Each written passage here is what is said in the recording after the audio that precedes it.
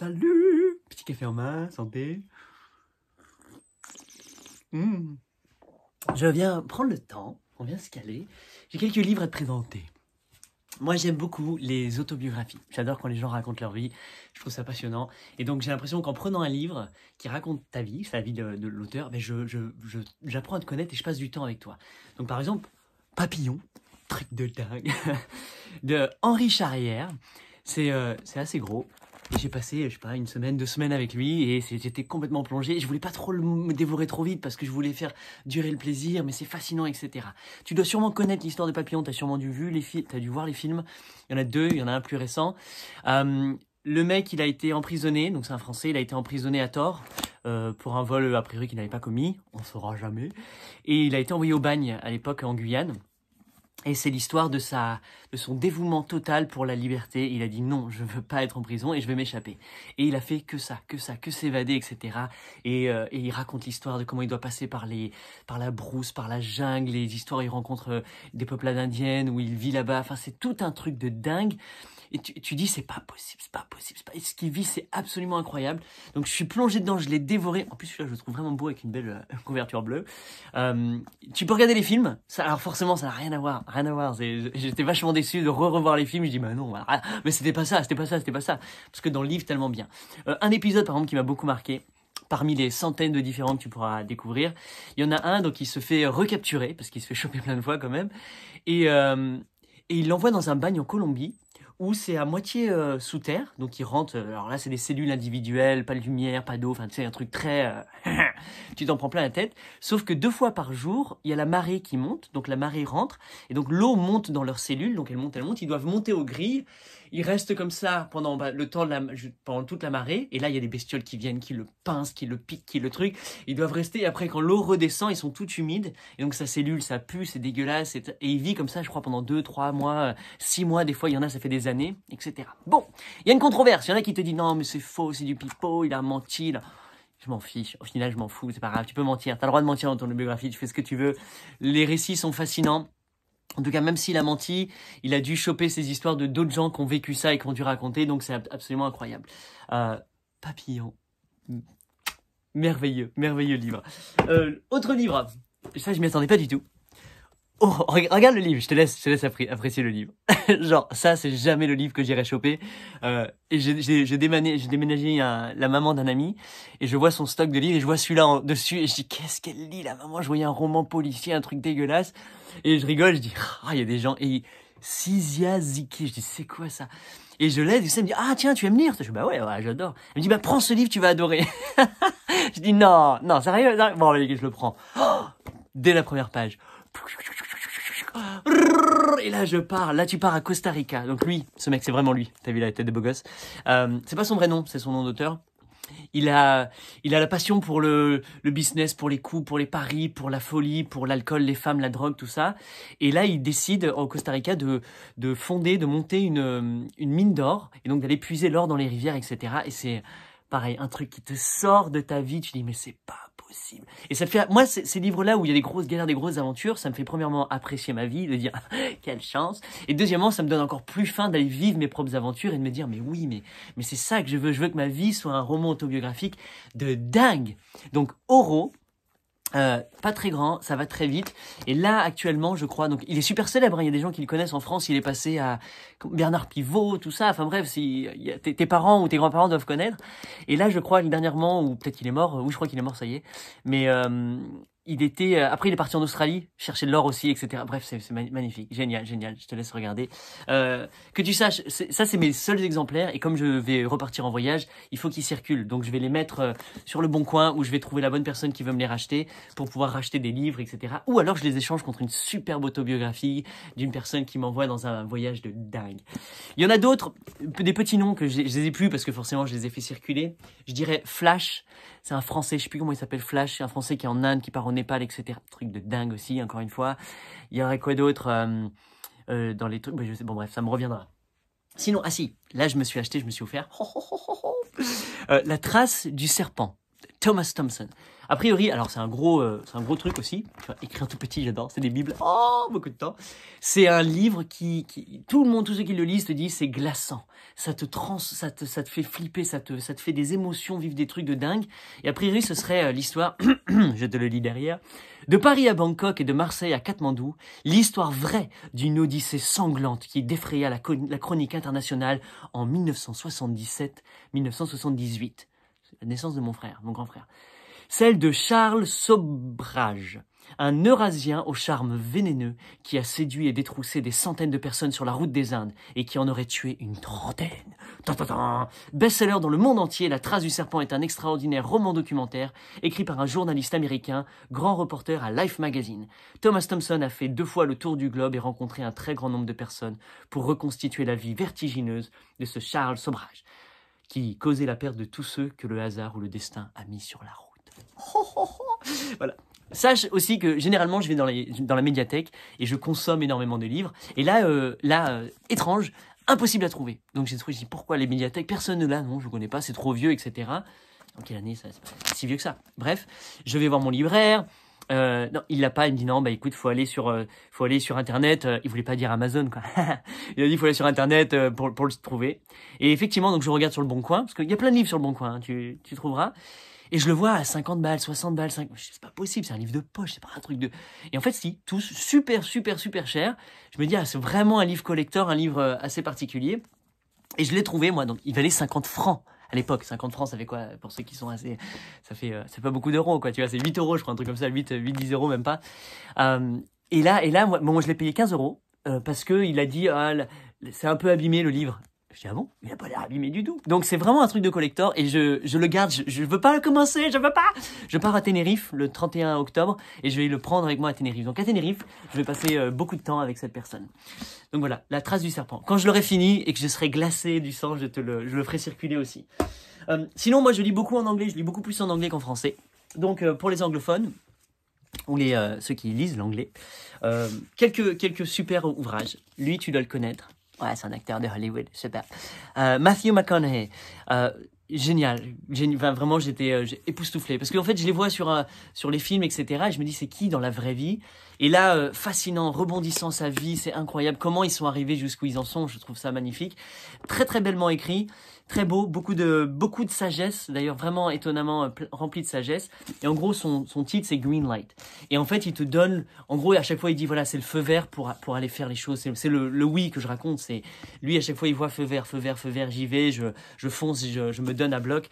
Donc, c'est génial. Et ça retrace sa carrière cinématographique. Et aujourd'hui, où est-ce qu'il en est, qu'est-ce qu'il devient. Et d'ailleurs, il est en train de, si tu ne connais pas, donc il est devenu vraiment plus connu aussi maintenant pour ce qu'il a à dire, etc. Et il s'intéresse à la politique et il voudrait devenir gouverneur du Texas. Donc il est très texan à fond, 200%, et il veut devenir gouverneur du Texas. Donc génial, une très belle personne. Viola Davis, tu dois peut-être la connaître. Elle a fait dans plein de films américains, une afro-américaine. Génial, pareil, un parcours de vie. Puis j'adore quand il y a des photos. Quand il y a des vieilles photos dedans de eux et tout, c'est trop cool. Superbe. Attends, c'est des pavés quand même. Tu connais lui? Will Smith, bien sûr, je kiffe la personne, je kiffe ce qu'il a fait, tous ses films, etc. Et là, le livre m'a transporté dans un autre monde. Et pareil, j'ai passé énormément de temps avec lui à le découvrir sur une nouvelle facette. Beaucoup d'intelligence, beaucoup de sensibilité, beaucoup de conneries, beaucoup de foutaises et de folie qu'il a fait. Génial. Et ça a commencé par sa carrière de rap. Je savais pas, je me rappelle qu'il y avait quelques raps, etc. Mais je savais pas à quel point c'était important et à quel point il a été grand dans le rap avant de s'effondrer totalement pour reprendre ensuite la carrière du Fresh Prince of Bel-Air, etc. Bref, super, magnifique. Et ce qui est cool, c'est qu'en lisant ça, à chaque fois, il te nomme son premier film. Et moi, je reprenais le film, je regardais, je comprenais différemment le contexte. Et là, donc, je rentre... non, je regarde dans les autres gens, je t'en parlerai plus tard. Je rentre d'Irlande. J'étais en Irlande, cool. J'avais emmené un livre ou deux. Je dis, ah, c'est cool. Et puis je dis, non, moi, ce que j'aime, c'est, les livres viennent à moi. Je veux pas les chercher. Je veux pas de recommandations, en final. Je veux qu'ils arrivent dans ma vie, qu'ils rentrent parce que c'est le bon moment. Et donc, j'avais emmené 2 livres en Irlande. C'était c'est une autobiographie, plus ou moins. Le papillon et le scaphandre. Superbe, c'est cool aussi. L'histoire d'un mec qui, très bien, tout va bien. C'est le rédacteur en chef de Elle Magazine. Donc, très belle vie, tout va bien. Et un coup, une sorte d'arrêt cardiaque, un truc bizarre, une sorte d'AVC, et il se retrouve complètement emprisonné dans son corps. Donc le corps ne peut plus bouger, si ce n'est que les paupières, et lui totalement conscient de tout, est complètement paralysé. Et avec des spécialistes du langage, ils arrivent à comprendre en clignant les yeux, ça fait des voyelles, des trucs. Et donc il raconte, il y a quelqu'un qui regarde dans les yeux et qui écrit lettre par lettre, et qui il écrit tout un livre, il raconte tout ça. Enfin, ça t'envoie dans un... A priori, il y a un film, je ne l'ai pas vu. Je t'encourage à le voir, j'irai le voir. Et donc, j'étais en Irlande, et j'aime bien aller dans les vides-greniers, les trucs comme ça, parce que tu rencontres des personnages fabuleux. Donc, je papote avec ça, et là, je vois un papa avec son fils, on délire, je lui achète un Rubik's Cube, c'est cool. Et là, je vois, donc, il y a une grosse pile de livres, j'ai dit, quel livre? Il me dit, ah, c'est pas moi, c'est ma femme. J'ai dit, bah, quel livre l'a transporté? Quel livre elle t'en a parlé le plus? Il m'a dit, bah, celui-là. Ah, je fais lui, mais lui, c'est pas le mec Red Hot Chili Peppers, un truc. Dans ma tête, je me dis, je l'ai déjà vu, je connais sa tête. Dave Grohl. Et je dis, ah, cool, bon, bah, superbe, merci. Jamais un livre que j'aurais pris, donc je le prends. Et je commence dedans, et en fait, c'est le batteur de Nirvana. Alors avant, il avait un autre groupe, Scream. Après, ça a été le batteur de Nirvana. Et ensuite, c'est devenu, il a fondé The Foo Fighters. Donc peut-être que tu connais. Je connaissais pas du tout, c'est pas du tout le genre de musique que j'écoute. Bon, j'écoutais du Nirvana, mais là, c'est punk rock, machin, donc toutes les références musicales, genre... à zéro. Donc c'est cool, je mettais sur Spotify, il a fait une playlist de tous les titres qu'il raconte dedans. Il y a une playlist sur Spotify, tu mets Dave Grohl, The Storyteller. Il y a des trucs super, j'allais dire bourrin, mais c'est pas bourrin pour eux, c'est... C'est étrange comme musique. Mais bon, c'est assez cool. Et fascinant. Et donc j'ai passé mon Irlande avec lui, et j'étais tout le temps avec lui dans les endroits magnifiques. Je regardais, salut Dave, je lisais, et génial. Pareil, très très beau, magnifique, beaucoup d'amour, et un papa formidable. Donc une grosse inspiration pour moi.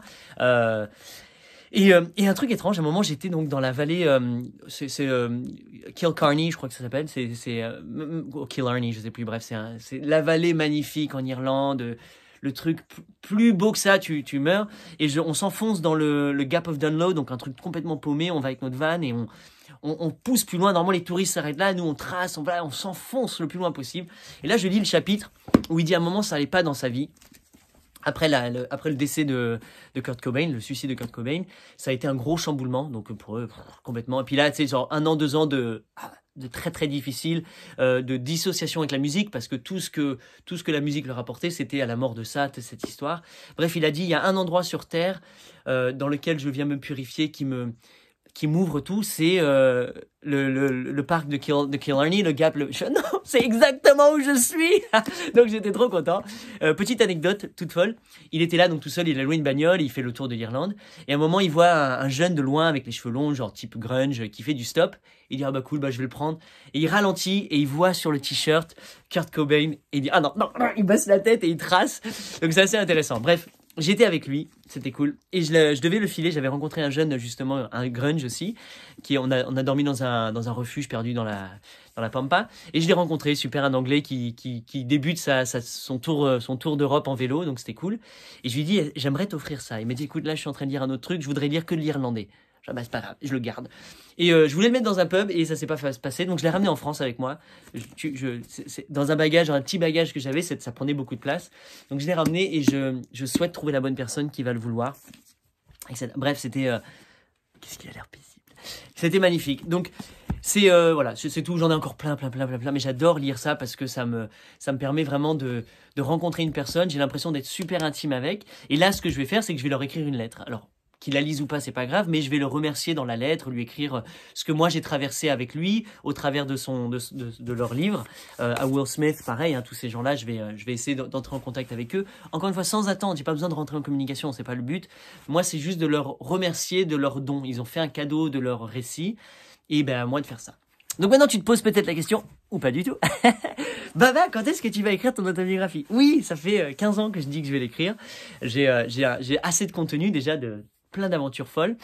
J'arrive pas à me mettre et à taper, à écrire, à raconter tout ça. Donc je fais déjà tout le chapitrage, je sais toutes les histoires que j'ai envie de raconter. Et j'arrive pas. Donc j'arrête pas de me dire non, mais je vais me louer une cabane perdue dans la montagne et mais bref, donc c'est en cours de production, en cours de création, et j'ai l'impression que j'ai encore plein d'aventures à vivre que je vais accumuler petit à petit dans ce livre qui sera merveilleux. Donc mon autobiographie. Il y a des fois où je me sens, ouais, mais je vais pas que faire raconter de moi, je.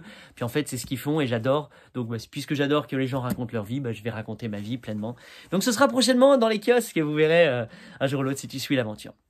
Voilà, s'il y a un de ces livres qui t'intéresse, tu me dis, je peux te l'envoyer, alors pas par la poste, parce que la poste coûte presque plus cher que le prix du livre, par Mondial Relais, je les envoie, je les mets sur le bon coin, en espérant trouver des bonnes personnes, et à chaque fois je laisse un petit mot pour souhaiter le bon voyage. Si tu as des suggestions d'autobiographies, des livres fascinants qui t'ont mets-les en commentaire, comme ça moi je les regarde, et si un jour je retombe dessus, je viens, sinon ça peut inspirer les autres lecteurs ou l'audience qui écoute cette vidéo. Merci pour ton écoute, très bon, mon café va être froid.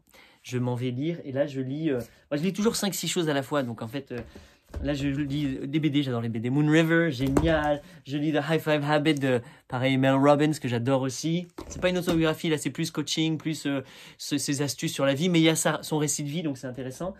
Magnifique, Cigarette, une BD sur le tabac et tout ça, et comment ils ont niqué le monde avec le tabac, le marketing, la manipulation de masse. Et là, tu vois pas, mais j'ai des livres partout. Et donc, je dois tout vider, tout. Donc, j'en mets des caisses et des caisses dans les comment on appelle ça, les boîtes à livres. J'adore faire ça, mais j'aime bien aussi individuellement. Donc là, j'ai fait des collections sur Internet j'ai plein de poésie, plein de poèmes, de recueils de poèmes que j'adore, que là, je fais un paquet que je vais envoyer, je te ferai une vidéo et je vous en lirai quelques-uns. J'ai eu sur toute l'histoire afro-américaine, j'ai eu sur toute l'Inde, plein de trucs. Donc je fais des packages comme ça, sur le business aussi, et que j'aime bien envoyer des gros paquets de livres, c'est assez sympa. Voilà, merci pour ton écoute, très belle journée à toi. Ciao.